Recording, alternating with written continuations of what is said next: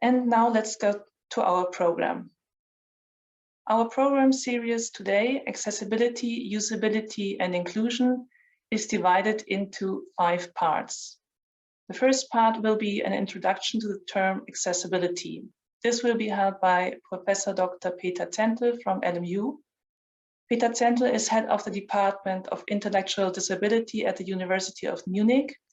He does research in intellectual disability, profound intellectual and multiple disability, and assistive technologies. In his introduction, Accessibility Considerations for Higher Education, he will give a definition of accessibility. Based on this, possible barriers that can arise in higher education are mentioned. Finally, personnel and technical assistance are described that can help to reduce barriers and enable accessibility. In the second part, we will see a video of student testimonials and their experiences with accessibility on their campuses. Here we will also ask for your opinion in the form of 2 polls. In the third part, local initiatives of the UGLU members will be presented. First, Hélène Bonneau from the University of Paris-Saclay. Hélène Bonneau is Associate Professor in Computer Science at Université Paris-Saclay. She is the Disability Officer for the university in charge of digital accessibility and innovations in the field of disability. She organizes every 2 years the Untitled Symposium, Disability as an Inspiration for Innovation. The goal of the symposium is to bring together researchers, companies, and all people involved in innovation for disability and to offer them a platform to present their innovations. Hélène will introduce the concept of digital accessibility and the importance of taking it into account by developing online courses and resources. She will briefly describe the different initiatives of Paris-Saclay in terms of digital accessibility, and she will introduce the next Université Symposium, which will take place April 15.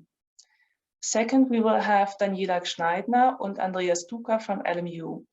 Daniela Gschneidner is profoundly hearing impaired from birth, bilateral cochlear implant wearer with sign language skills. She is a master's student in social work as a science and profession.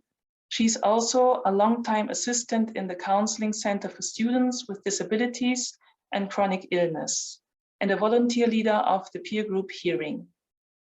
Andreas Duca is a chemistry student at the LMU, and he is an inclusion tutor. The objective of the Inclusion Tutors project, developed as a part of the Disability Service Program, is to create a link between students and teachers and to act as a direct contact person at the faculty as an inclusion expert.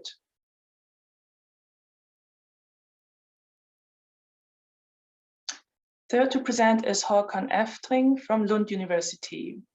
Håkan is Director of Studies at the Department of Design Sciences and a teacher and researcher at CERTEC, the Division of Rehabilitation Engineering and Design at Lund University, Sweden. Håkan teaches industrial design and engineering students in universal design, cognitive ergonomics, and rehabilitation engineering. Håkan has also held seminars about universal design for learning for directors of studies, teachers, and librarians at Lund University. The fourth to present is Isabel Montero from the University of Porto. Isabel Montero is a student of the Master on Multimedia at the Faculty of Engineering of the University of Porto, currently developing her master's degree dissertation. Project eUni for All, European Network of Inclusive Universities, a contribution from the University of Porto. She will shortly explain eUni for All, what is it about and its main goals, and she will inform about the indicators of the self-assessment guide more closely related to digital accessibility and how can they help to arise awareness and enhance accessibility on campus. In the fourth part of our session, Susanna Laurin from Funka will present. Susanna Laurin is the Chief Research and Innovation Officer at Funka, a European-based market-leading consultancy focusing on accessibility. She has been a thought leader in the field of digitalization, inclusion, and e-government for more than 20 years, and she's a frequent international lecturer and debater. Susanna is leading a strategic assignments and research projects on behalf of the European Commission and several national governments. She's also an expert and advisor for several national and EU-level standardization bodies. She's the chair of the International Association of Accessibility and representative of the EU for the UN initiative G3ICT. In the last part of our session, we will answer your questions. I now hand over to our moderator, Alice Ribeiro, and wish you an inspiring event. Thank you, Adama, for all the presentations. Thank you all for being here, the participants and of course our panelists. So without wasting any time, we shall go directly to our opening presentation by Professor Peter Zentel on our main topic of this conference, accessibility, considerations for higher education. Please, Professor Zentel, the floor is yours. Thank you, Maria. Thank you, Adama, for inviting me, and thank you for the possibility to speak with you. I'm very interested in your group. Also, I'm not involved in it till today. So let me just share my slides. Hope you all can see it now. Yes. Okay. So, as Adama told you, I'm professor for intellectual disability at the University of Munich. So, accessibility is not my main topic, but I'm involved with this topic now and then.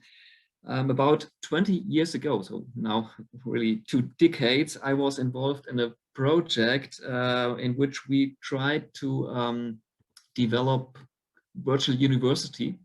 And we were investigating the effects of technology on the accessibility of students with disabilities at traditional university. So it's a long time ago, 20 years ago, but in that time I made some interviews with students with disabilities at university, and I made some interviews with some counselors. And this quote is from one of these interviews. I found it in the last days when I were preparing this little talk. And well, I hope that the situation today is better than it was 20 years ago for students with a disability, because if you read this, well, I guess accessibility was not so much developed in that time. So I'm very interested in these short videos which come after my talk to see whether the situation is now better than it was, but I'm not sure. We'll see. Yeah, what is accessibility? I'm afraid that I will bring owls to Athens. We call it in Germany. So I guess all of you know what accessibility is, but it's not bad to have this common ground at the beginning. So accessibility is the degree to which a product, a device, service, and an environment is available for as many people as possible. And this includes people with disability, but it includes also people of different age, different culture. I think you all know it. I think the most easiest to detect are barriers in the physical world, kind of ramps or elevators. So it's much harder to detect intellectual barriers, to know why a person with a certain disability is not able to read or detect a way to a course and so on. But we need to be aware of both barriers. It's very important for all people. I think all of us, we are very happy to have the Convention of Rights of Persons with Disability now, because now we have the right to change the world. And if we look in the last 10 years, in the last decades, I think we are now much more powerful than we was before, although we have still some things to do. As we saw already in the program of today, accessibility is strongly related to universal design. So the thinking that making things accessible to all people whether they have a disability or not is very important, and we need to design our things like that. So accessibility in higher education means that all students have the right to access higher education with or without disability. And we as a university need to ensure that we are providing an inclusive learning environment. And we need to ensure that all services that we are providing are designed with all students in mind. And that's not easy because we don't speak with every student in our courses. Somebody we don't know which certain problem they might have. So we need to be aware of all possible hurdles, areas which could be in my course, which could be in my service I provide. And well, I think it's important to know for us as an institution that students with disability have to cope with several challenges, and we need to be aware of these challenges to get over it.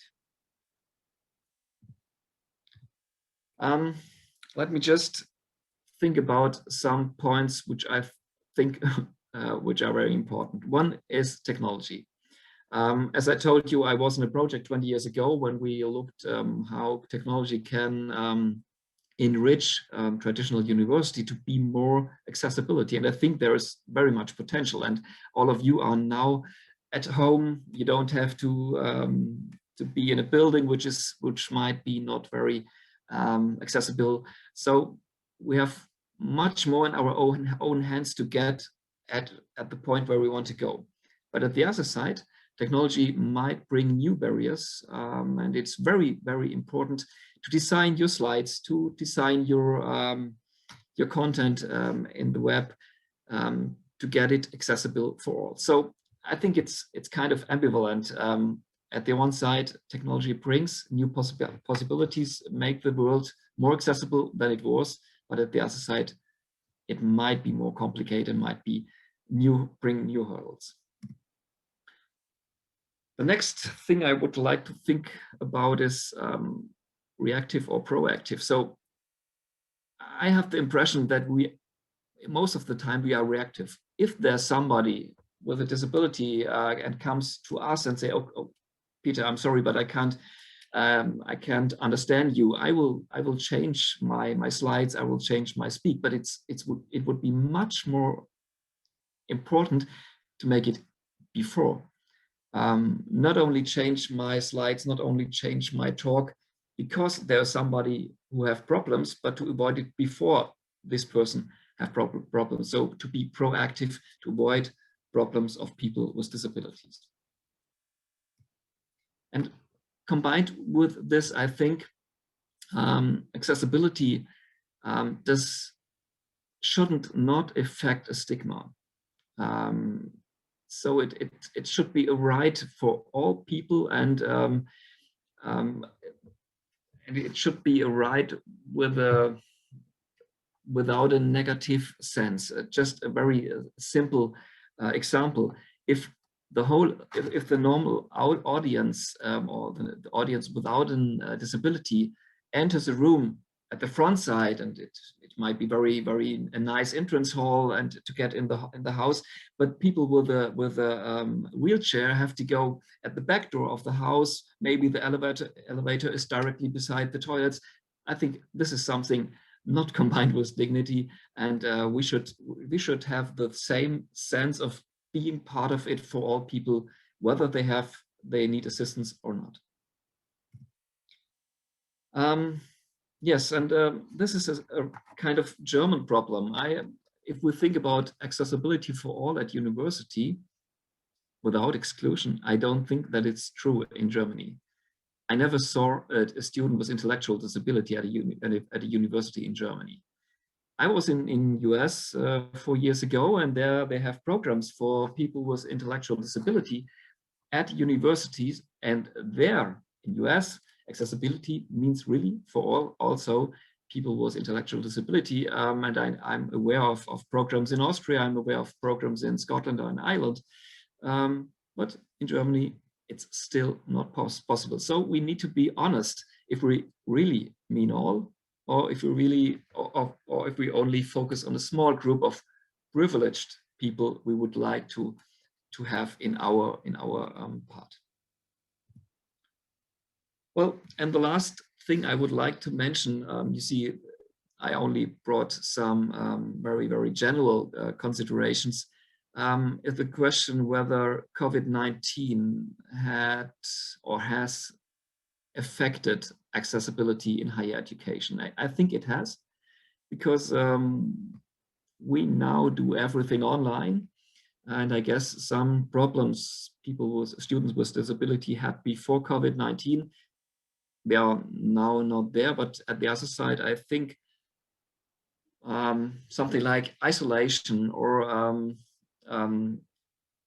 problems to get in touch with the community might be even worse than before. So as I told you at the first point, accessibility and technology, I think it's the same with COVID-19. There might be some positive points, although it's a dramatic pandemic.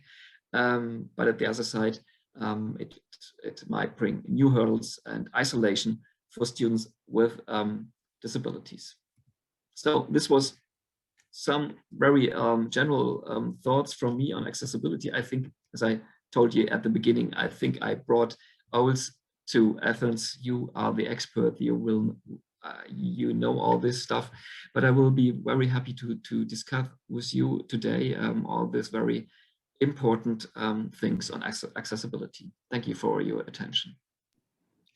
Thank you, Professor Zentel. That was very interesting. All these points made about being proactive and same entrance, for example, for everyone. That is quite interesting. I remind all participants that any questions that you'd like to place to our panelists, please use the Q&A section. You can do it starting from now, if you like. We shall answer everything at the end of the session. And if you wish to address any question to a specific panelist, please do so. So we will continue with our program, now listening to our community on this subject. So please, Adama, could you show us all the different perspectives that our students wanted to share with us? Thank you, Elise. Now we will see student testimonials in the form of videos.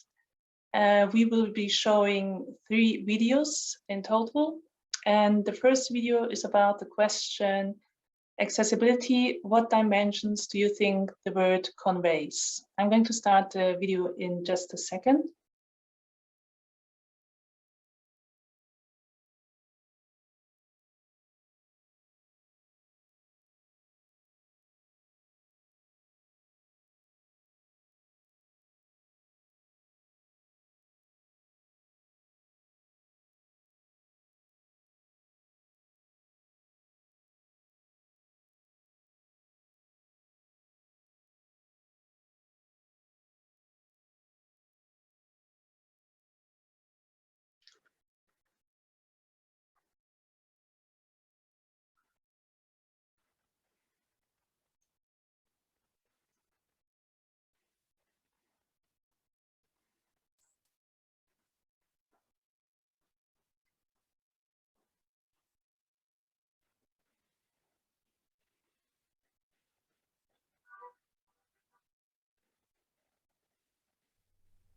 Hi, my name is András Mészáros and I'm studying in the Faculty of Science and Informatics at the University of Szeged. In my opinion, accessibility is the general ability to access things depending on the context we are in. It can be information on the internet. For example, if a content on a website is free to access or tied to a paywall or a subscription. It can be a certain area or a building and a lot more. Accessibility is the way by which we get connected with something or with someone. Accessibility means that, with a comparable amount of time and effort, individuals may do what they need to do as someone who does not have a certain issue. It implies that individuals are motivated, can be autonomous, and anything that is badly planned or executed will not frustrate them. Accessibility is not something that is either true or false. While some people can access something easily, others may find it difficult. It is the lack of awareness that mostly commonly results in things being inaccessible. The word accessibility conveys the physical, intellectual, academic, and even social dimension.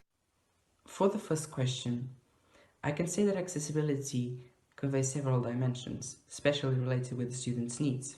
If the students need the place to eat an affordable meal, if they need the place to stay because they can't afford rent, or if they need a place to study because they can't do it at home. It's also related with needing help to pay our tuitions or needing help to make decisions about our future. The literal meaning of the word accessibility is the ability to access and benefit from some system or entity.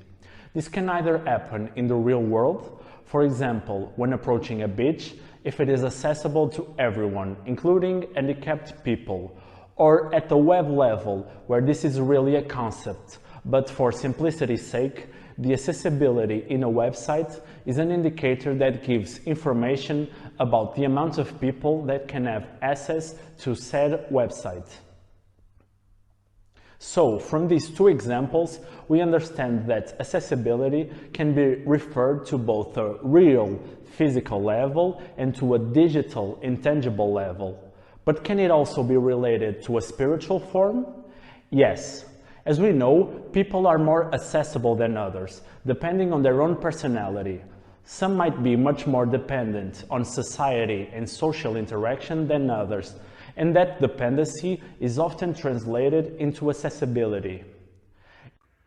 O meu nome é Fábio Oliveira, sou aluno da Faculdade de Psicologia e Ciências da Educação da Universidade do Porto, possuo uma deficiência visual e estou aqui para dar um breve depoimento sobre acessibilidade. Na minha opinião, a acessibilidade não está só relacionada com pessoas com deficiência. Também pode ser aplicada a pessoas com mobilidade reduzida ou a grávidas, por exemplo, ou pessoas que tenham a seu cargo recém-nascidos. Tal como não se aplica só a espaços físicos, também existe acessibilidade para a informação. Hi, my name is Daniela, and I'm a student at Lund University in Sweden. Firstly, I think the word accessibility conveys the dimensions of a physical environment and of services, such as, but not limited to, cafeterias, libraries, and study areas. My name is Marcus and I study at Lund University. Question number 1, accessibility. When I think of accessibility, I mainly think of access to knowledge, to literature, to internet, aid-to-roam, and to access to computers. What dimensions do you think the word conveys? For me, accessibility is the possibility for everyone to access something or somewhere. It could be related to physical, material, environment, for example, accessing a building, or immaterial, such as accessing information, jobs, opportunities, and so on. Hi, I'm Leon, I'm 21 years old, and I'm studying medicine at the LMU in Munich. Since my accident 3 years ago, I had a special relationship to the topic of accessibility that plays a role for me on various levels at university. For example, the general accessibility to buildings that requires a lift. But for me also, accessibility means active participation in lessons. For example, in my anatomy course, where fellow students and my teacher always were actively showing me everything. And another example, in my histology course, there was always an assistant ready to connect my glasses to the computer. So there were special glasses so I could do all of the course on my own. And in my case in particular, it's of course desirable to have a room, private room, where one can respond to one's subjective needs I always had a caretaker nearby, so I was always well taken care of. Of course, that's a luxury, but that probably can't always be guaranteed. But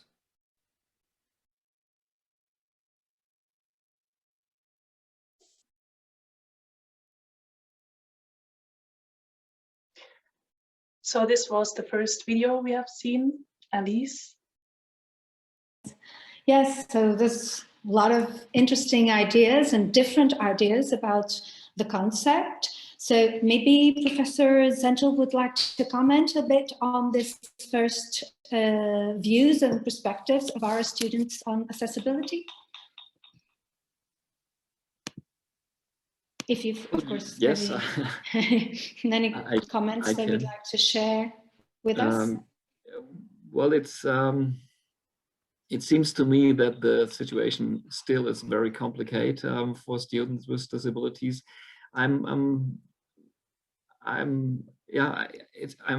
It's very interesting to see how much experts all these students are. They know very well what they need. They know very well how to get some support, and I think this expertise it's very important, because if they don't have it, the university will not give them all the service they need. So it would be good to well, to have more responsibility on our side and less responsibility on the side of students.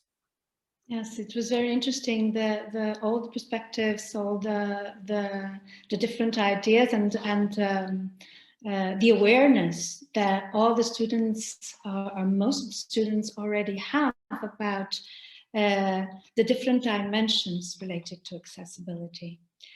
So we did have a lot of students wanting to participate on this. We received a lot of testimonies, as you can see. So maybe we could keep going on with all these different views and perspectives from our students, and then discuss it a little further. So please, Adama, could you continue? Yes, sure, Elise. So I'm going to show the second video, and the question which was answered there is, at your university, have you experienced problems regarding A, accessibility of physical environments and services, B, accessibility to information?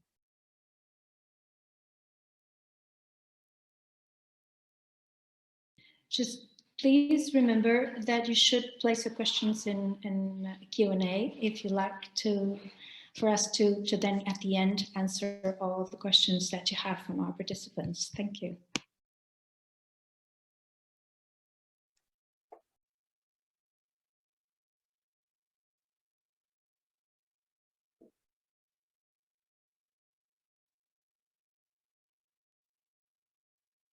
Personally, I have not experienced any problems with accessing physical environments or services, but there are older buildings across the campus which can be hard or impossible to access for people with any disabilities, like being deaf, blind, or tied to a wheelchair. Regarding the accessibility to information, I did meet problems several times, but it was mainly due to the university websites being slightly outdated and not being clear about where can the user or the student find certain information. My personal opinion is that everything seems very easily approachable physically for me in school.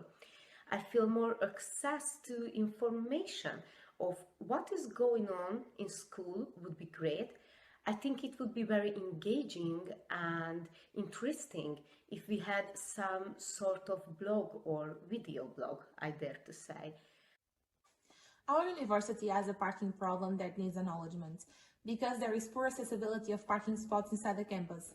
Furthermore, other options nearby also difficulties because of expensive charging prices due to the location of the faculty in the city center. Still concerning our campus, people with physical disabilities may have difficulties moving around, being that our lectures are taught inside conference rooms with only stair access, and that we have practical classes in laboratories that are not adapted or most suited for those cases.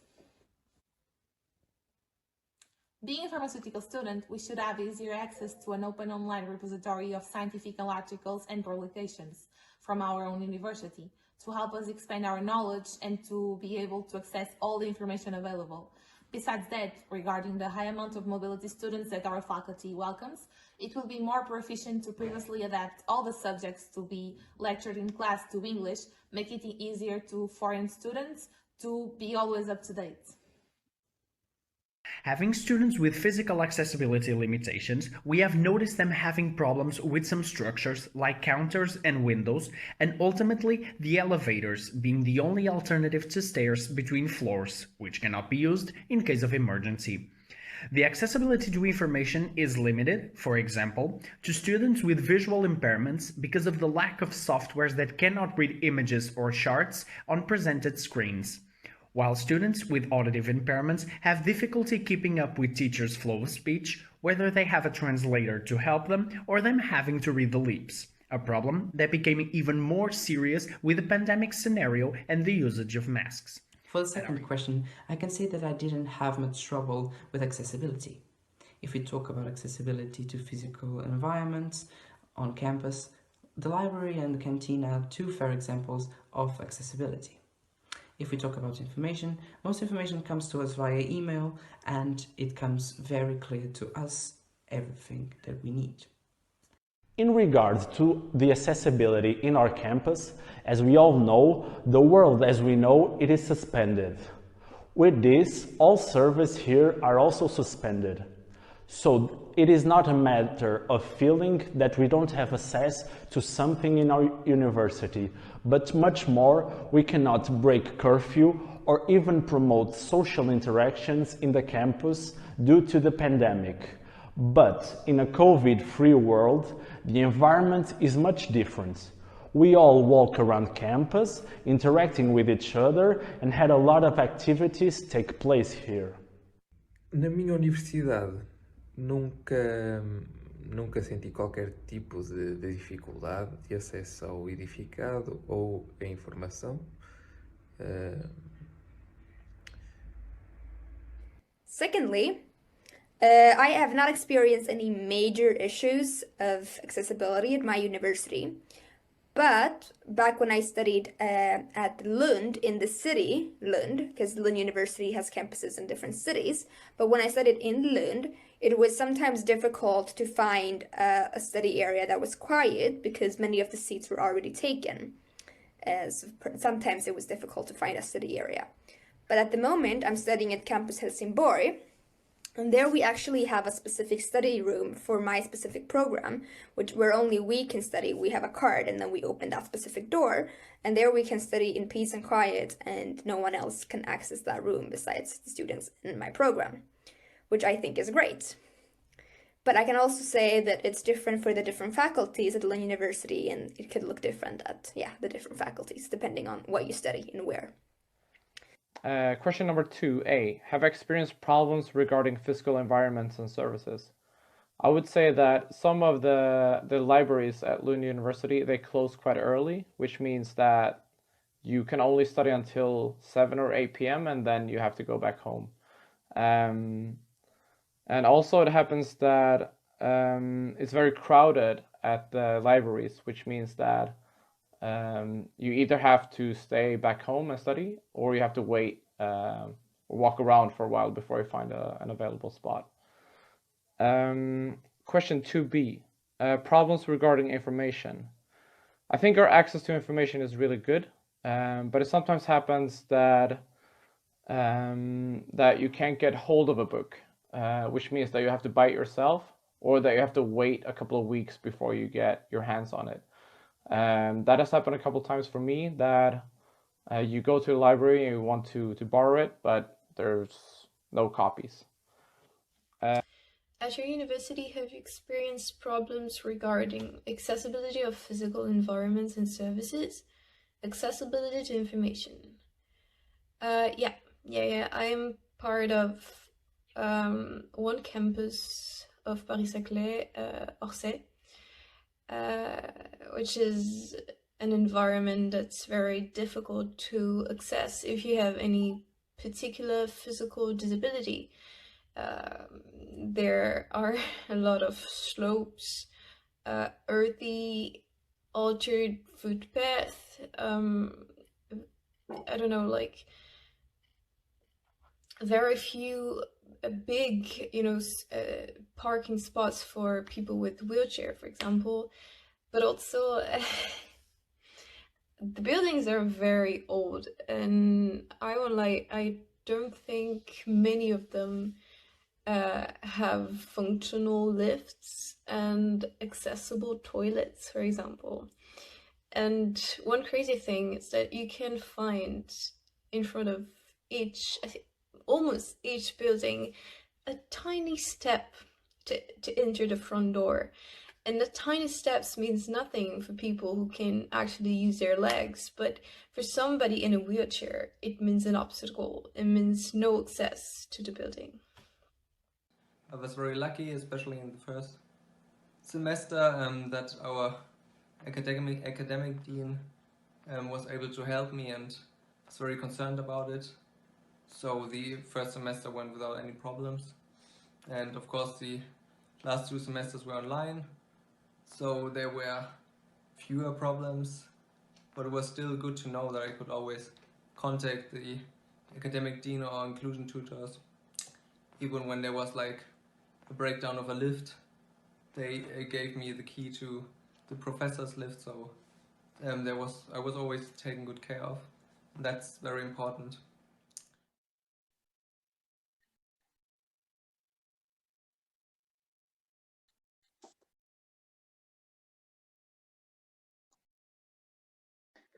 Okay, so this was the second video. We would like to start now our poll to get you also involved and ask for your opinions. Yes, so we'd also like our participants of today's session to answer some questions on accessibility. We would also like to know what you think and get you involved in the subject. So there was a lot of ideas here, a lot of participation towards this. We can see that also in Q&A and there's quite a lot of questions. I would ask you to direct your questions to Q&A and not putting it in the chat box, so that we then at the end can follow all the questions and try to answer or comment on your questions. So thank you.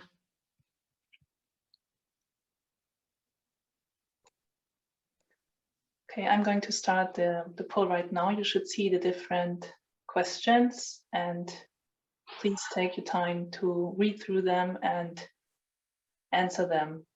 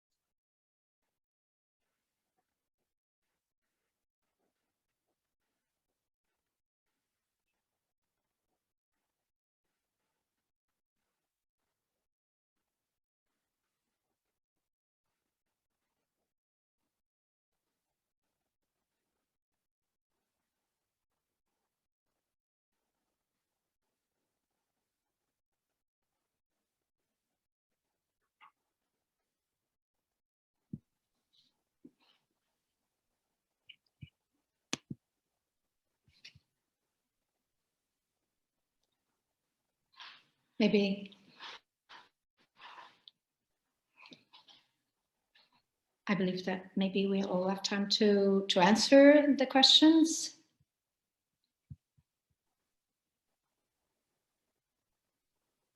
There are still answers coming in.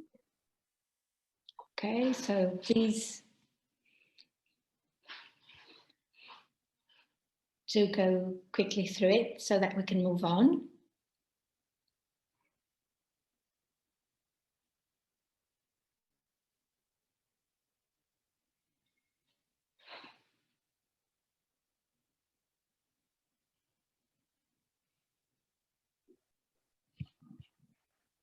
Okay, thank you very much for your participation. I'm going to share the results with you. It's quite interesting. So transport seems to be where we find most problems, and then also moving around campus, I believe, followed by libraries, sports and leisure facilities, which is quite interesting, service buildings also, and then lecture rooms and labs. Okay, so this is quite interesting, the results. So can you continue then? Yes, I'm going to show you the last video we have. And the third question, which was to answer here, is how do you think you can contribute to enhance accessibility at your campus?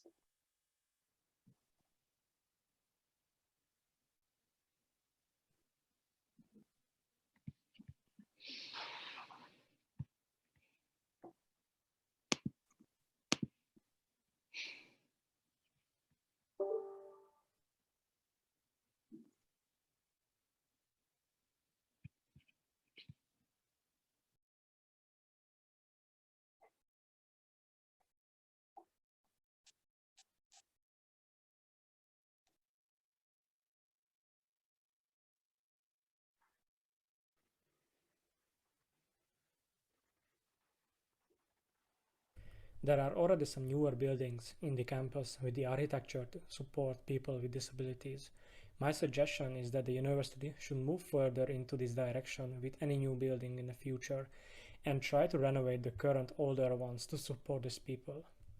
How can I contribute? Well, like I have mentioned before, creating a video blog would be very useful. A platform where students would be able to upload their own videos to and react to the main content of the blog and happenings in the school. It could be a group for exchanging information. The main thing is to recognize the issue, acknowledge that something is not as it should be, and adjust it to make it accessible to anyone. For that, it is essential that we students use our voices to reach those who can make a change in order to raise awareness to the issue. We need to be a part of the solution, and that can begin by opening a discussion topic with the Students' Association and members of the faculty in order to accomplish the most viable solution to the problem in hand. Masks.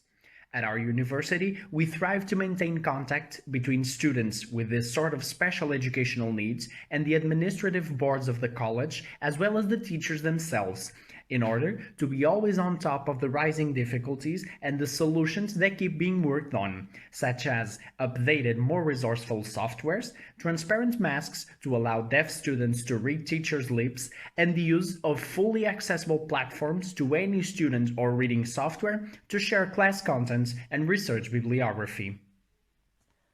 For the third question, a way to enhance accessibility is for us to become active. We must make information clear to others that don't understand it, and we must help our classmates, our friends that need help. And this way, everyone can get access. Information is accessible to everyone, but we need to be innovating each day because there is this huge information flow running, especially online, every day. It is of the greatest importance to be on the edge of communication methods, so information is easily spread to the community. It is important to listen those who have difficulties having access to certain services and information. Those who have accessibility must be helped, the individuals that need help. This way, us as a university benefit more if we stick together and help each other. Falando agora um pouco do meu contributo para uma possível melhoria, relativamente à minha deficiência, eu possuo alguma acuidade visual e existem alguns pontos nos corredores da faculdade que têm uma luz reduzida e esses pontos podem atrapalhar um pouco porque, especificamente na minha deficiência, porque quando eu passo de um sítio com uma luz razoável ou bastante aceitável para um sítio com menos luz, eu perco este pouco de acuidade visual que tenho e que me ajuda a orientar. Eu perco um pouco durante alguns minutos e pronto, acaba sempre por atrapalhar um bocado. De resto, penso que seja o único pequeno senão a apontar e a melhorar. Obrigado a todos. Question number 3. How can I enhance accessibility at my campus? Well, I will let the university know about some of the difficulties I've experienced. It could be, for example, that when you start a new semester or you start a new course or program, it could be difficult to find where you need to go, to find the right building, and so on. So that would be a good thing, I think. Thank you. Thirdly, how do I think that I can contribute to enhance accessibility at my campus? I think by discussing it with our student union, who are very active in discussing it with our teachers and professors, or just by discussing it with my student representatives in the class and ask them to take it forward to the teachers, or just by myself discussing it with the teachers and professors and staff at the university, and by, for instance, shedding light on it by writing about it in the student magazine, Lundagård, or just discussing it with my peers, and writing about it in school projects, for instance. Thank you very much. Bye-bye. How do you think you can contribute to enhance accessibility at your campus? At my scale, I'd say I could try to volunteer in already existent assistance services, because the more the better, but that's all I can do on my own. And well, in conclusion, I can say regarding to the third point that my current situation naturally gives me a good eye to identify and also address accessibility issues. So in the end, I can only say that I hope the future will go as smoothly and well as it did till now, and more people take the issue of accessibility serious.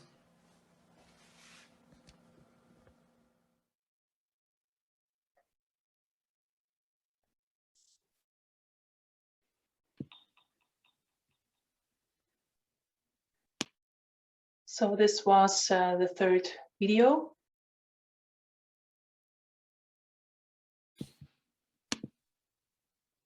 And with a lot of ideas and with a lot of suggestions that we should take notes. It was really interesting.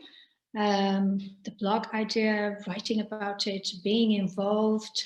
This is all sorts of different things that we all can do in a simple way, in order to enhance accessibility. That was very interesting. So we shall have another question to our audience, right, Adama? This is correct. Yes. Before we move on. Now. Okay, it starts now.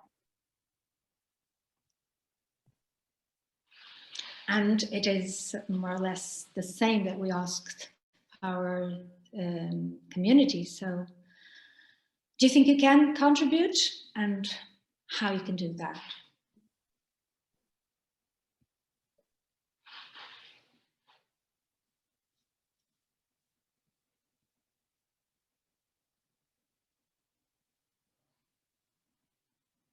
Answers are coming in.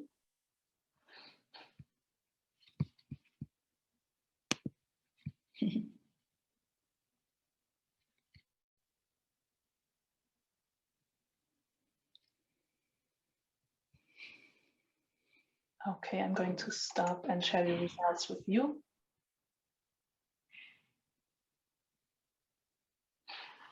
Okay, so this is interesting. Reporting every time I find a problem.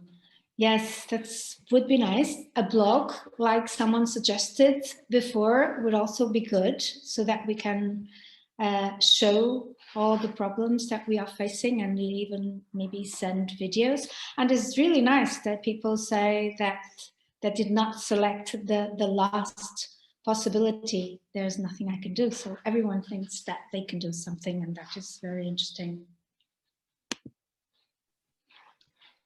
Okay, I'm going to stop the poll so that we can move on with our program. Yes. So we will then follow with our program. At the end, we hope we can also comment on all these different perspectives and different ideas. But right now, we will continue with the presentation of different initiatives in very short, unfortunately, very short presentations. So I will, without lose any time, will give the floor to Professor Hélène, that is going to talk about an initiative at University of Paris-Saclay. Right? Okay, thank you very much. So Adama, I've sent you my slides. Can you load them? Is it possible to load the slides? Okay. Thank you very much. So I present me. I'm Hélène Bonneau from University of Paris-Saclay. I'm a computer scientist and I am teaching computer science in the university. And I am in charge of disability, especially the question of digital accessibility in the university, and also the question of innovations. So I can't see the slides. Do I have to do something? No, just a minute, Hélène. I'm in it.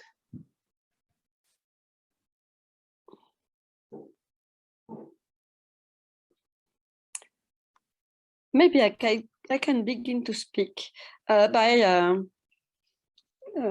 saying some words about this meeting. You know, this meeting is a good example of the digital accessibility questions, because we are speaking through an application which is digital. So, of course, a lot of things have been prepared to ensure the accessibility of this meeting. First of all, there are someone who is doing sign language, and also there are interpretation in different languages, and also the different videos that have been shown were subtitled. Did you notice that one of the video, it was not so easy to see, to read the subtitle. So even if they prepared a lot the meeting, there is still a little point that is not so straightforward, because I couldn't understand one of the students because the subtitles were not readable. So, but one very good point also is that I am I'm not deaf, I can hear, but subtitles were also very useful for me. Because as you can hear, I am not very fluent in English. So if I have a presentation that is done in a foreign language, it's easier for me when the video is subtitled, because I can help the hearing by the reading. Okay, thank you very much. You can go to the next slide, please. So sorry for the yellow things, don't look at them. So we have spoken of the pandemic effect, which had a huge acceleration of the digitalization of the courses. But it was said by Tutors that it is a good point, but also it could be a risk, because if we don't prepare things, it's a risk of exclusion of different students with or teachers also with disabilities. So the good news is there are nowadays a lot of technical solutions. You know, I have my phone and I have my computer, and there are a lot of solutions. I can just pick in something. Utilitaire. En tête. Do you hear? Toucher 2 fois et maintenir appuyé pour modifier. So do you hear that my phone is now yes. Reading what I can see? So this thing. Fermeture du dossier utilitaire. So I have to stop it now. VoiceOver désactivé. So this kind of tool exists now on each platform. Each phone, each computer is able to read something which has been written. But the question of digital accessibility is not to have new technical solution.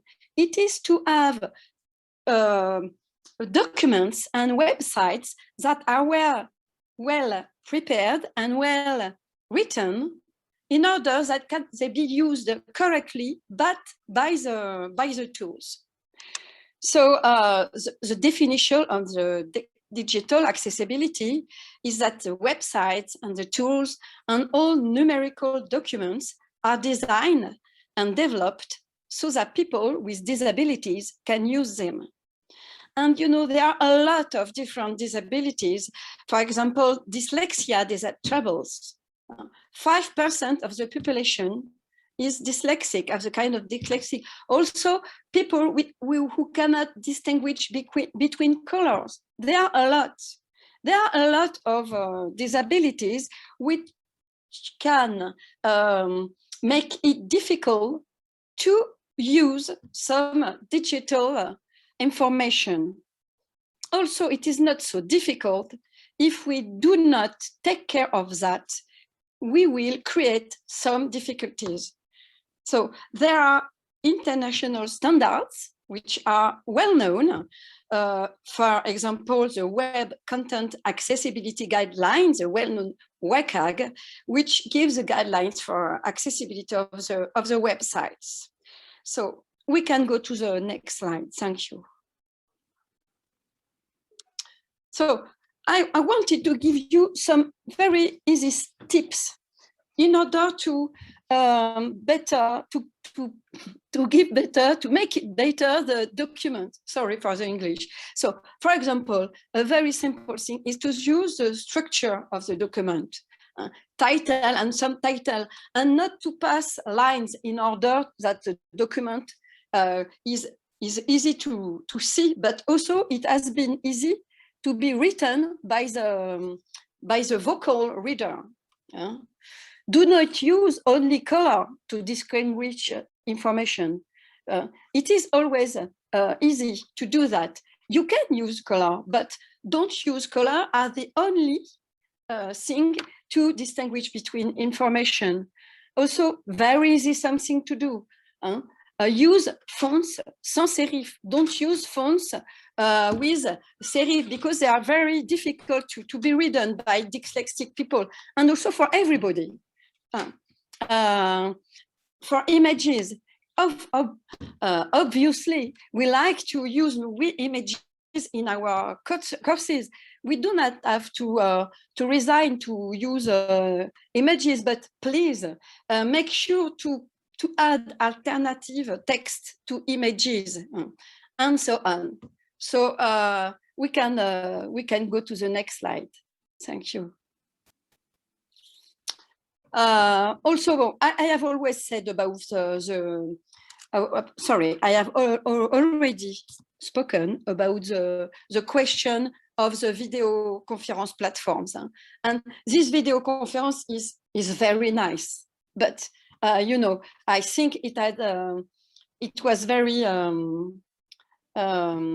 expensive. We have to pay for people, interpreters, and sign language, and we are not always able to pay for that. So there are possibilities to ensure accessibility of the web video conference, and the first things to do is to see if the platform speaks about digital accessibility. I'm afraid I'm too long.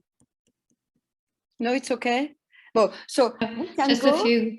Just 2 minutes. Sorry, I'm yes. sorry. I wanted to tell something very practical also. So we can go to the next slide.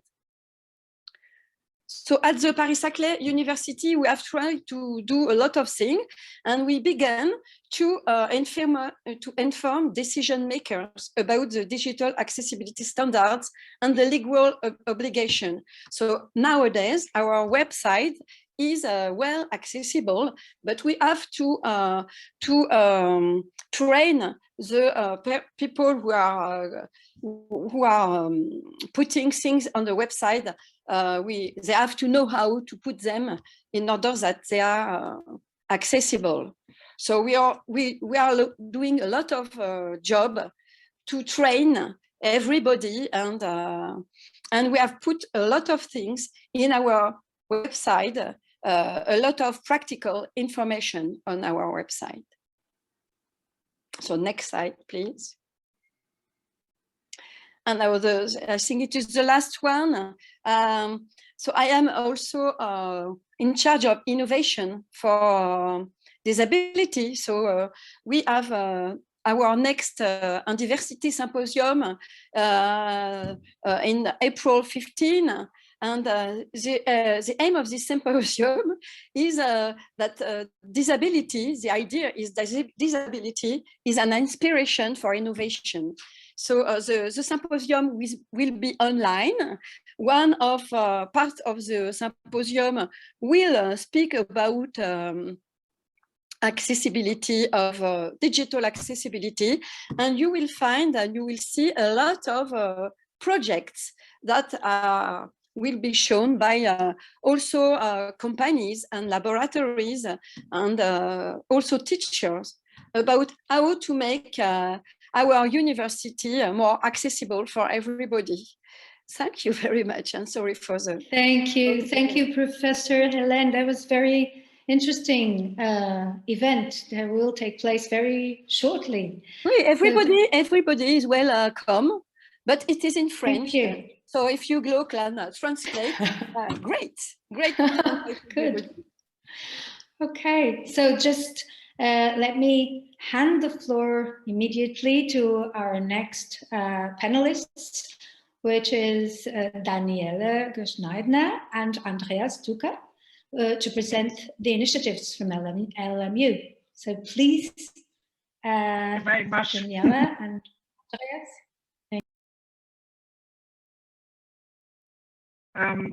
Short moment, please. Yes, of course. Thank you. Can everyone see that? Okay. Yes, perfectly. Thank you. Great, thank you. Good afternoon. My name is Daniele Geschneidner, and I'm a part of the Office of Disability Service. We are very happy to be part of this conference and to be able to share our experiences as well as to learn from others. With my colleague, Mr. Duca, today we will present 4 projects that deal with the support of students with disabilities in addition to a brief introduction. Currently, about 53,000 students are enrolled at LMU. The university does not collect any personal student data regarding disabilities or chronic medical condition, but an external study, the 21st Social Survey of Student Union, a specific analysis for LMU, estimates that about 12% of the students at LMU are disabled or have a chronic medical condition. Analogically, this means that about 6,400 students should have a disability or a medical condition which impairs the study. In accordance with the relevant Higher Education Act, the university is working steadily on accessibility, but the goal has not yet been fully achieved. It is still a work in progress.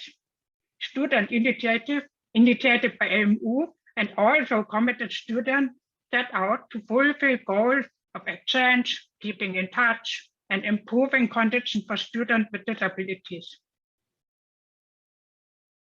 The first project, the interest group for students with and without disability, was established in 2004 as a result of a collaboration of Johanna Bentele, a blind student with the Office for Disability Services. The initiative started out as an open conversation circle for all interested parties. Today, it is a networking structure which offers a forum for in-depth discussion and exchange of experiences on a regular basis.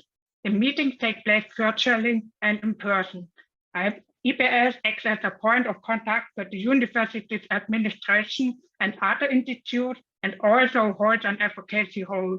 It is reforming the policy on higher education regarding students with disabilities and chronic medical conditions. We still have a challenge. We are seeking technical solutions for the interaction between the students which fulfill the protection of data privacy. The next project is called peer groups, which are similar to the peer group described in the research field of sociology.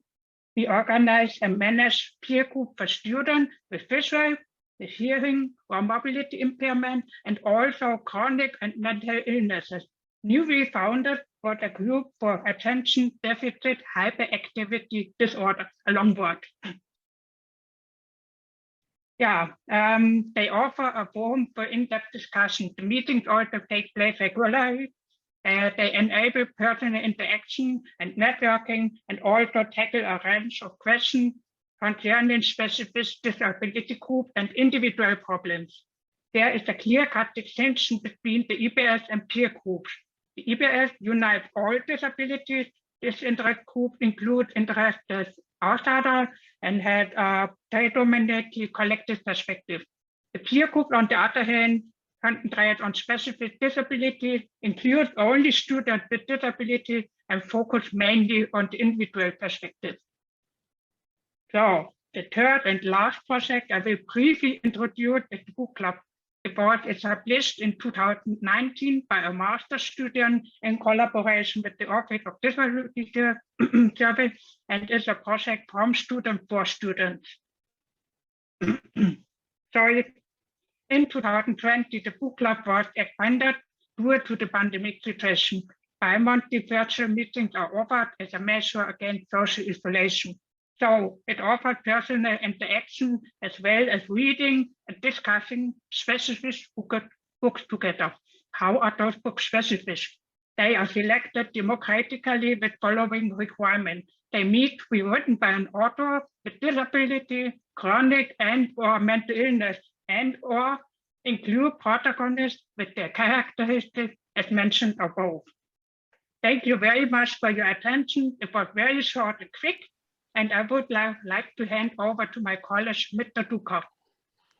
Thank you. Yes.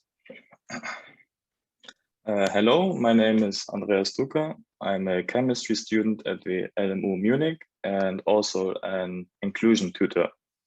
Studying with a disability, you're not alone. It not only refers to the fact that many of our fellow students are also affected, but also that you can receive support from our inclusion tutors. Inclusion tutors are students who received intensive interdisciplinary training in which soft skills and detailed knowledge in the field of studying with disabilities and mental and chronic illnesses are imparted. Their contents range from barrier-free access to compensation for disadvantages at the LMU to support for students with disabilities. Right now, we are about 10 inclusion tutors, and we are in close contact with a counseling center for students with disabilities, with faculties, and the lecturers. And that's why we are the ideal contact person for LMU students with disabilities. So if LMU students are looking for someone who knows the particular circumstances of a faculty well, is willing to help, or are simply looking for someone to talk in a friendly manner, they can contact the counseling center or the inclusion tutors from the faculty directly. In a nutshell, the objective of the Inclusion Tutors project, developed as part of the Tutor Plus program, is to create a link between students and teachers and to act as a direct contact person at the faculty as an inclusion expert, but also to realize your own projects as an inclusion expert at your faculty. For example, the inclusion tutors support in the implementation of accessible online teaching or design of barrier-free study conditions and events. We hope that other universities like our ideas, and we believe that it makes a difference. Thank you for listening. Thank you very much. It does make a difference. There are a lot of interesting ideas here, interesting things that you do. Of course, data collecting is really a hard problem for everyone, I think, because we cannot know what to do if we don't know who we have, and that is really a problem. Something that we can discuss at the end of our conference. So now I would just thank you, both of you, for a lovely presentation and pass on the floor immediately to Professor Håkan Eftring, that will talk about his experimental exercises with students. Right? Cannot pronounce your name correctly. Yes, thank you. My name is Håkan Eftring from Lund University in Sweden. I'm going to talk about experiential exercises for students and universal design for learning. And we use experiential exercises in 2 of our courses. One is rehabilitation engineering. We have 30 engineering students there. Another course is universal design with 30 industrial design students. And these students are the ones that will develop products and services for our future society. So it's important they get the right inclusive mindset. And to do that, we have 3 important course activities. The first is experiential exercises, where they simulate a disability. We ask them to cover your eyes and use only one arm, and also borrow a wheelchair and go shopping. And we let them do usual things at home, and we say to them, report your thoughts and focus on what could be improved. We also let them meet persons, guest lecturers with disabilities who talk about their lives, so they get a personal contact with them. And they do student projects where they develop testable concepts for a product or service, and they get needs and feedback from a person with a disability. And we hope this will make it easier for them to contact persons with disabilities in their future development projects in the industry. So, do we get better projects after these experiential exercises? It's hard to know, but we get motivated students and the projects are good. So does the course give an impact?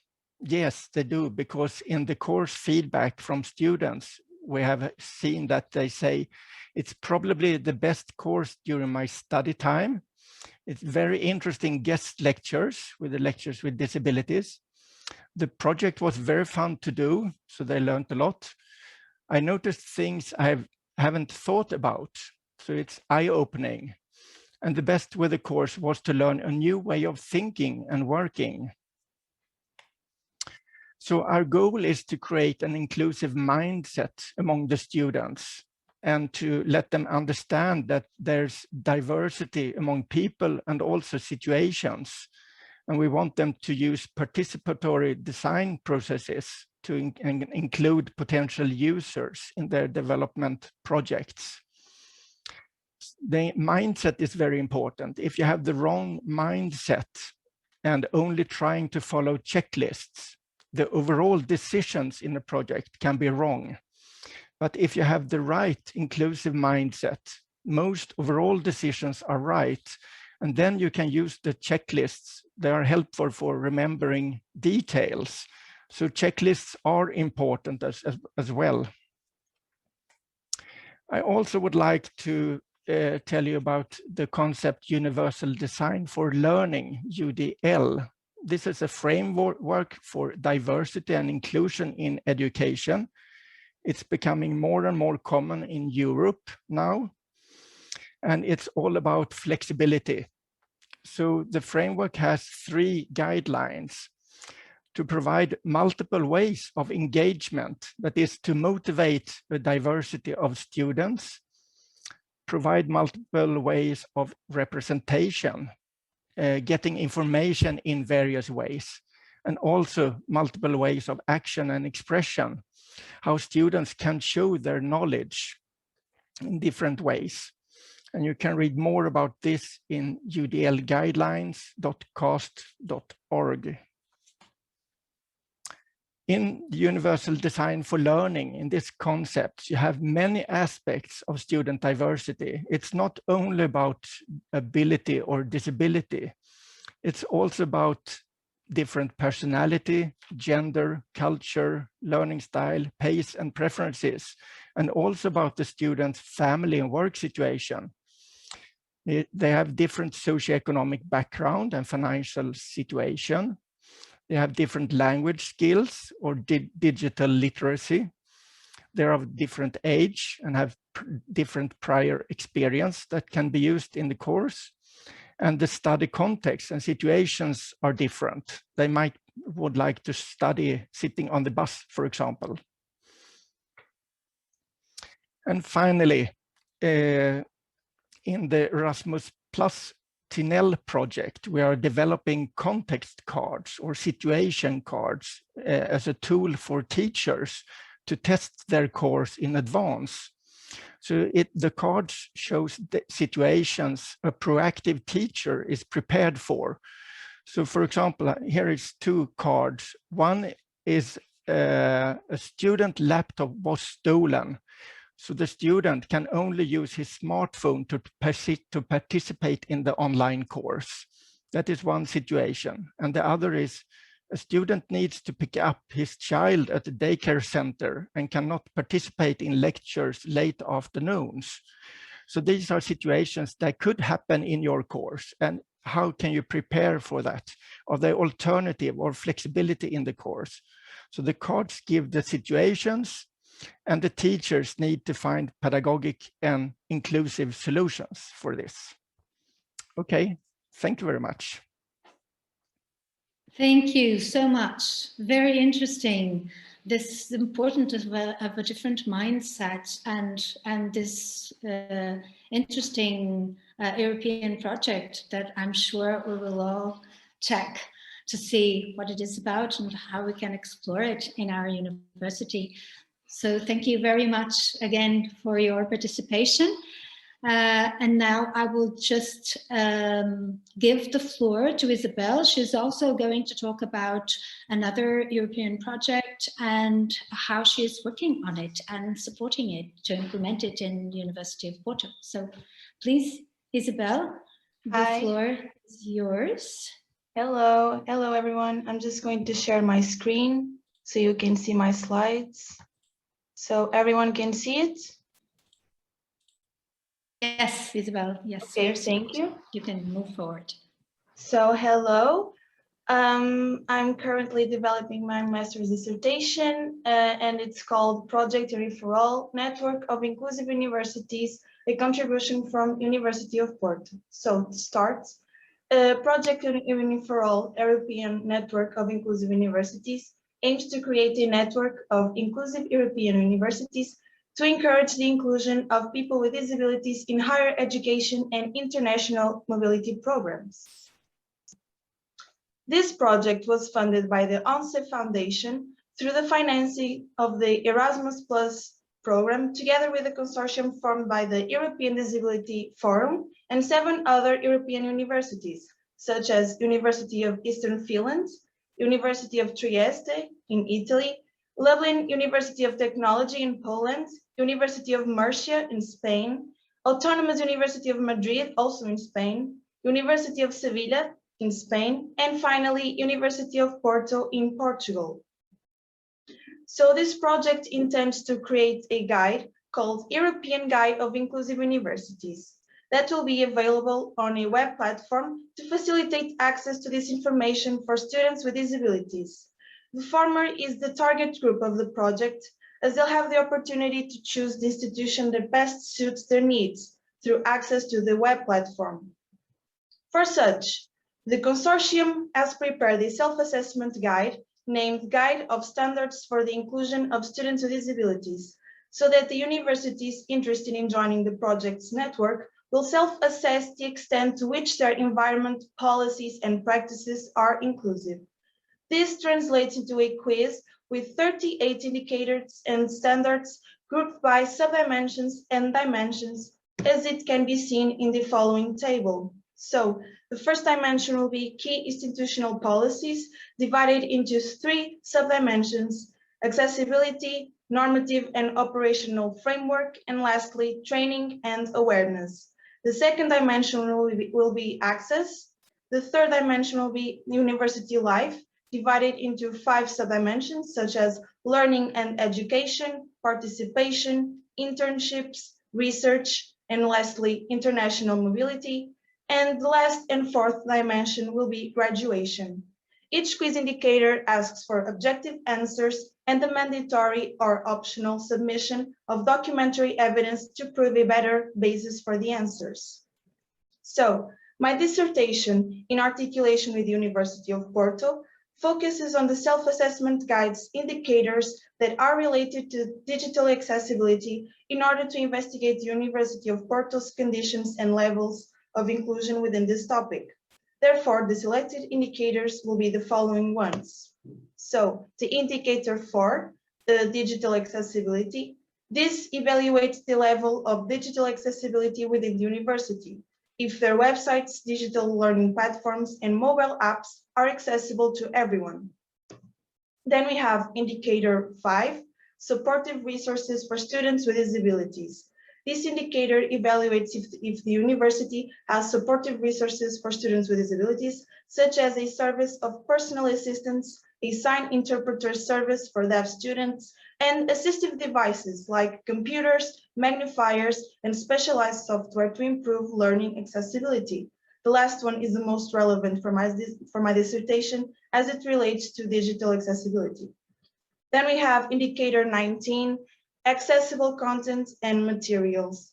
This evaluates if the content, resources, and materials used for teaching and learning are accessible by checking if the university has guidelines for their development, if the university's learning environments and platforms allow the use of different teaching and learning formats, such as written, audio, braille, etc., and if the university has a monitoring system that controls the accessibility of teaching documents, materials, and resources.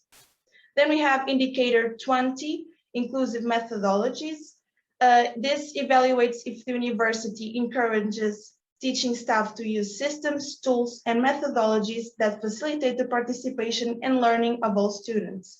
Regarding the digital accessibility aspect, it evaluates if the e-learning systems, for example, are inclusive.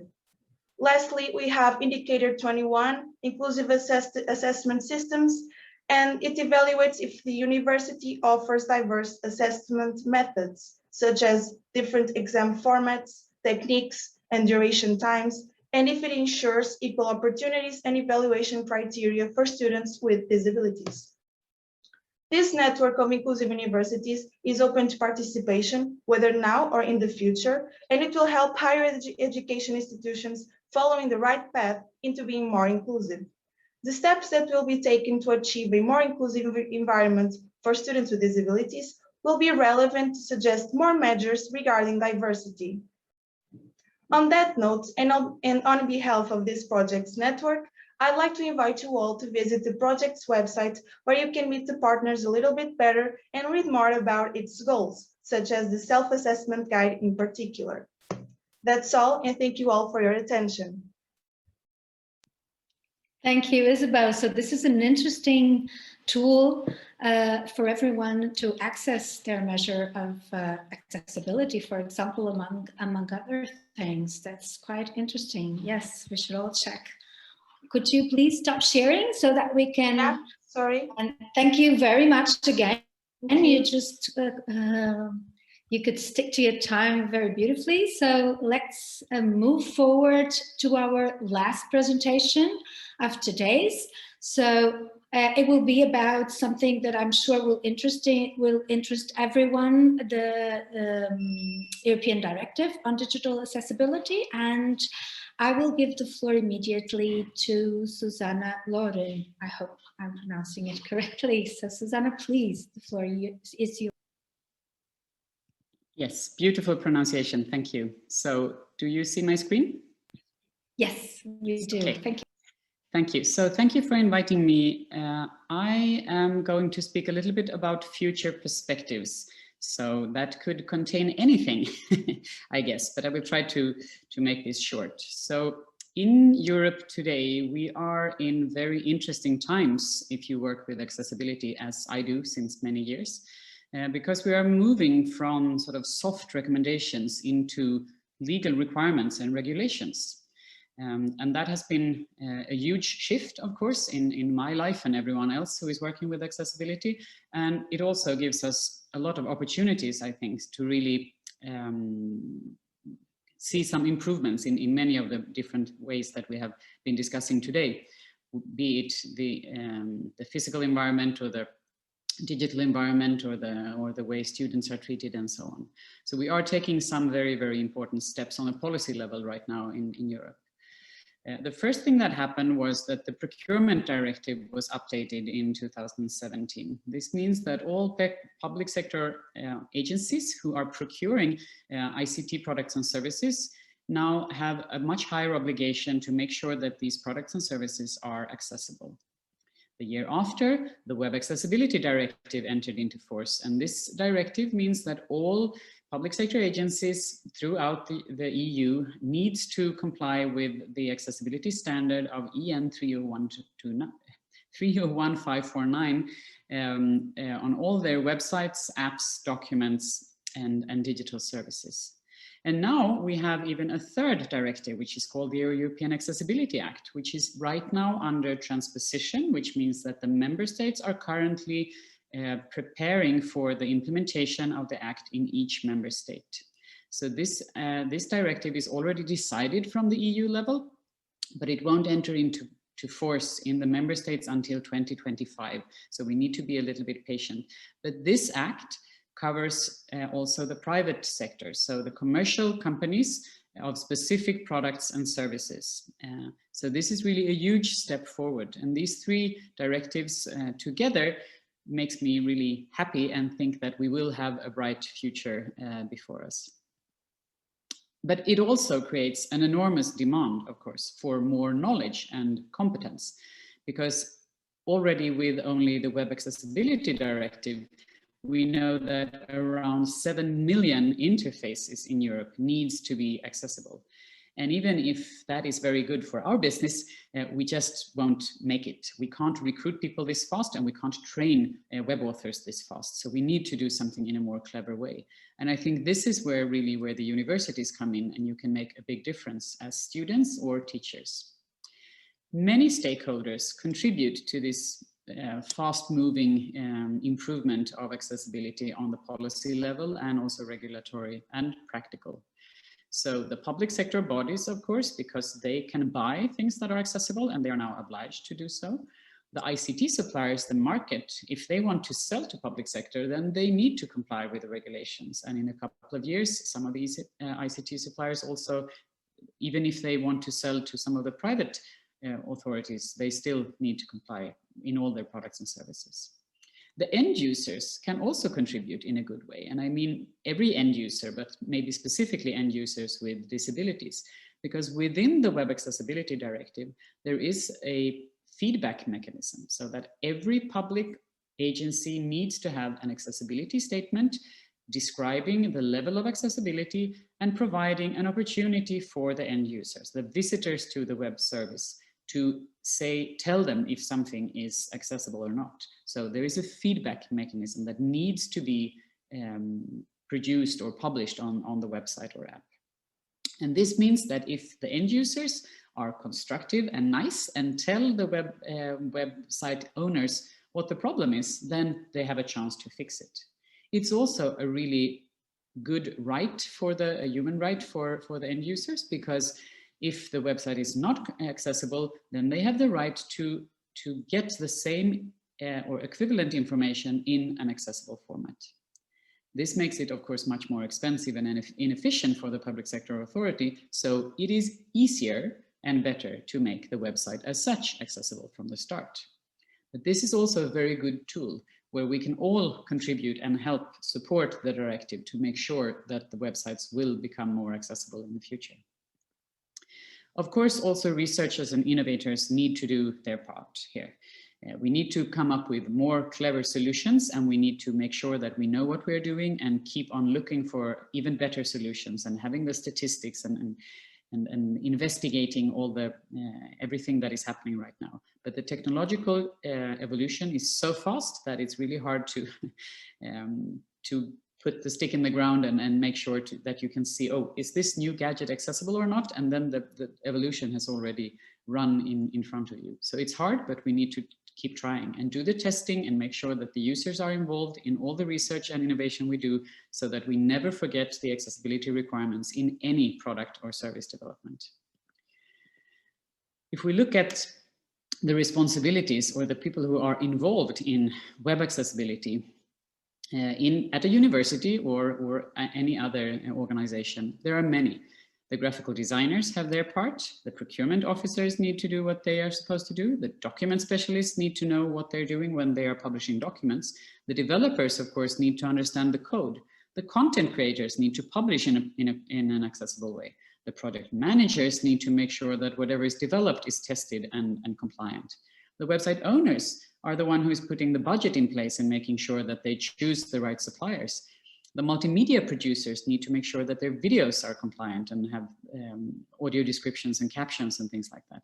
The UX designers take care of the navigation and the logic and are instrumental to making an interface accessible.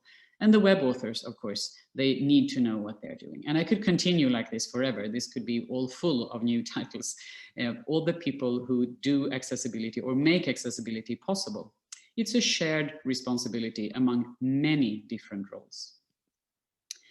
So just a couple of words on some ongoing improvements. I won't dig deep into this, but just some of the projects that we are involved in. We are currently performing two very exciting research projects funded by the European Commission, where we are developing built-in accessibility by default in content management systems, so that when a web author is not an accessibility expert, he or she should have the support of the tool so that you don't have to be an expert. The tool should make the publication more or less accessible by default without having to do anything extra. Very exciting things, and we are presenting the results in May, so stay tuned. Also, a lot of things are going on at the member state level, because within the Web Accessibility Directive, there is a requirement for the member states to have a specific monitoring agency that not only is supposed to monitor that the public agencies are doing what they should do according to the regulation, but also facilitate training and give support to those who want to learn more about accessibility. And there are many interesting, relevant initiatives going on in different member states right now. And this will all be collected and presented in another EU project called the Y-COOP project, where the member states and anyone else can learn what is going on in the different member states.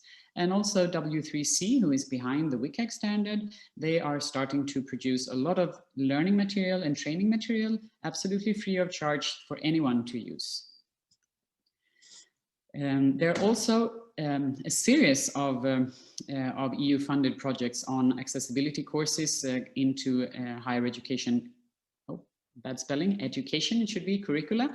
So making sure that web accessibility knowledge is put into the system when developer, designers, and etc. are going through their studies, so that they learn about accessibility, because that is the next generation professionals that need to know about this. Otherwise, we will never change.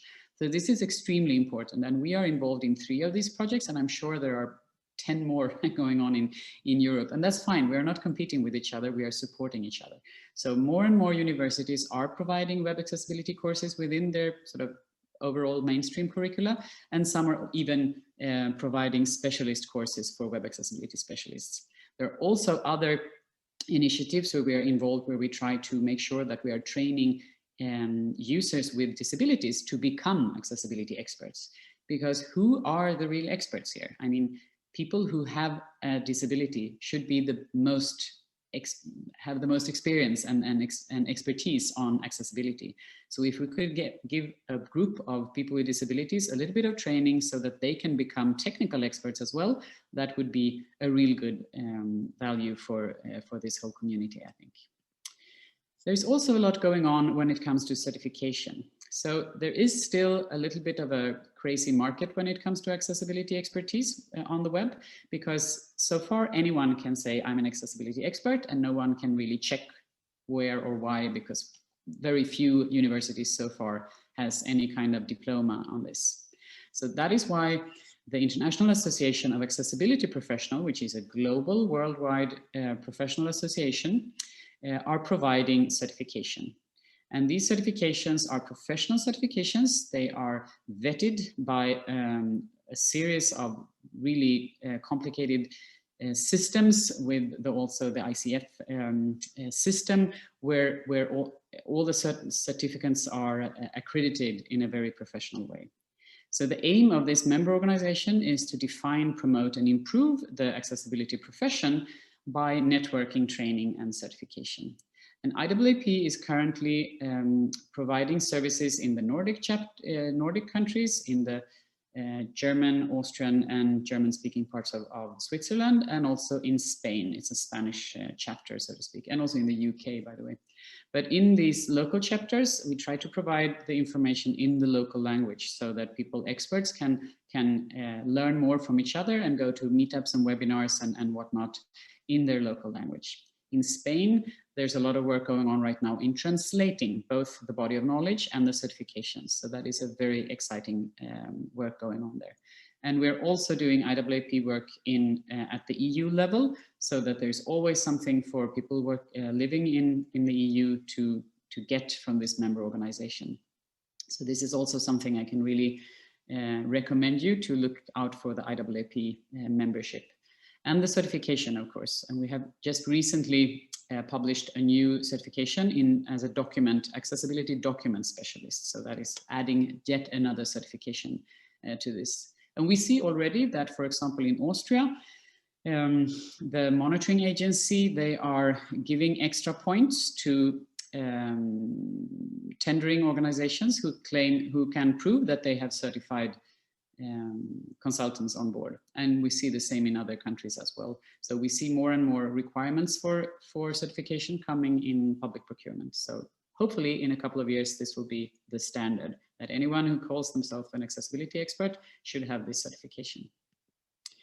So I would like to see all of this as kind of an ecosystem of common sense, because really accessibility shouldn't be anything particular or special that you add on to everything after you're finished with the work.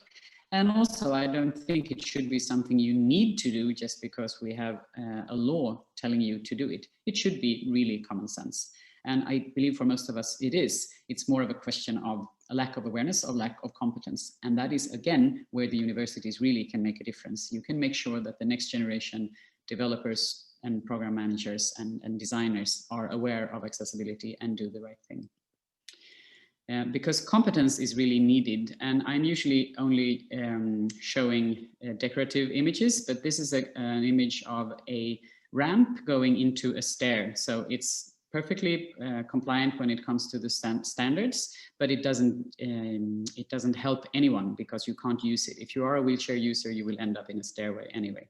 So competence is really needed. We can have as many laws and standards and requirements as we want to, but we need real people on the ground who understand the user needs and have lived accessibility or inaccessibility to make sure this is going in the right direction. So just to round up, I believe accessibility has never been as high on the agenda in Europe as it is today.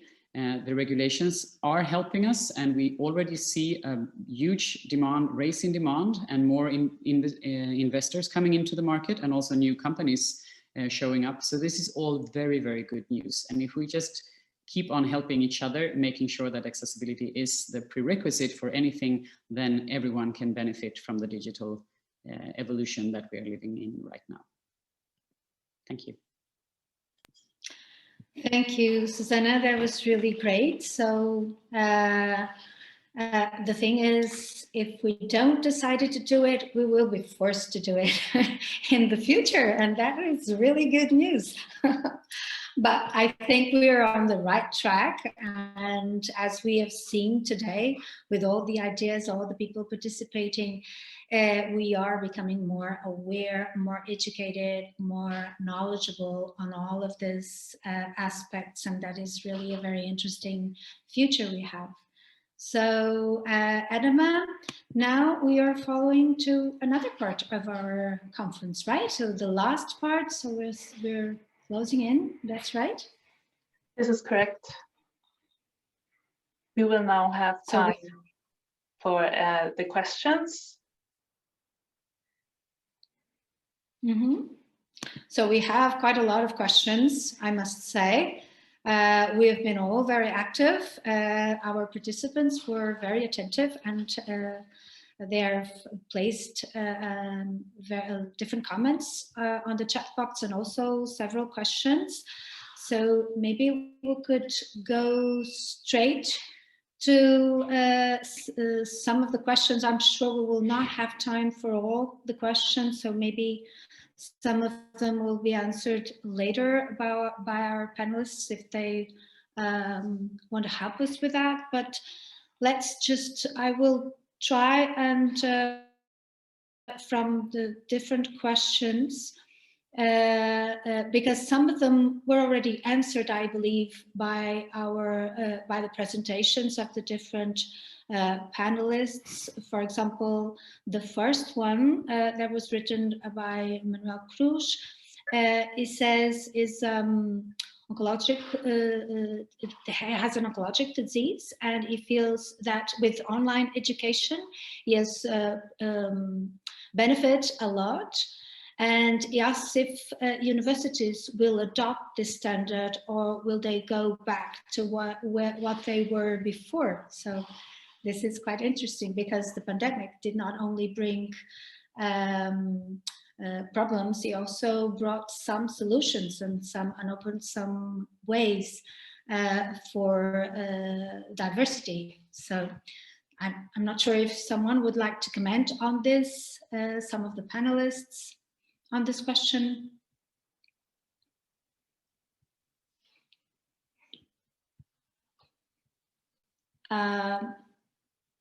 Please? No. Yeah, so, yes, please. I can say something, yeah, but it's a kind of a political answer, because this is this is difficult. I mean, looking from a little bit of a distance, or maybe in a couple of years, I think we will be happy saying that we took a big leap and this really helped digitalization and so on. And in general, I do believe that technology is helping people with disabilities, maybe even more than the rest of the population. I don't really think that there are people without disabilities, but I mean, it's particularly helpful for people who have severe problems. That said, I know in many of the markets where we work, this has also come with a lot of setbacks, both for users with concentration problems, focus problems, and these kind of sort of hidden disabilities, and also that clearly many higher institutions were not ready to move into a completely digital arena because their systems were not accessible. So I think it is a big opportunity, and hopefully this will put sort of the light on this problem so that we will get more money and budget to fix it. But unfortunately, we do see quite a lot of problems as well in the educational system in different levels, not only in the university system, but everywhere. Yes, the need to be more flexible and to be more open to new methods and new ways of teaching and learning, right? And also will be new ways of including other people. There is also a question from Stella.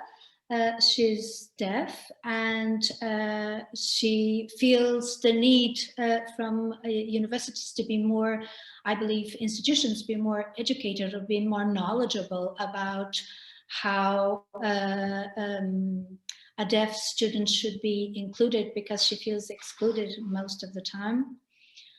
I will keep on reading the questions. If someone wants to comment on this, please do interrupt me. And what do you think is the biggest challenges for universities when it comes to being more accessible? This is an interesting question. I believe it was already answered with the presentations of our different panelists, but if anyone would like to comment again on this question? So Håkan want to answer the question from Stella? Yes, I think that many of the deaf students would benefit from subtitling and captioning the lectures. And as the tools get much better, now it's really easy to just click on 2 buttons to let your PowerPoint presentation caption automatically. And this will improve, I guess, for the coming years. It's already very good. So I think this also makes it easier for teachers to just use it. Like someone asks you to speak up, they will ask you to switch on the caption.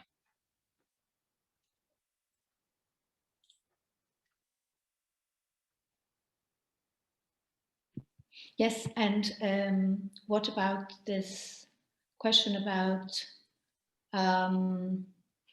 the biggest challenge for universities when it comes to being more accessible? What do you think the biggest challenge would be?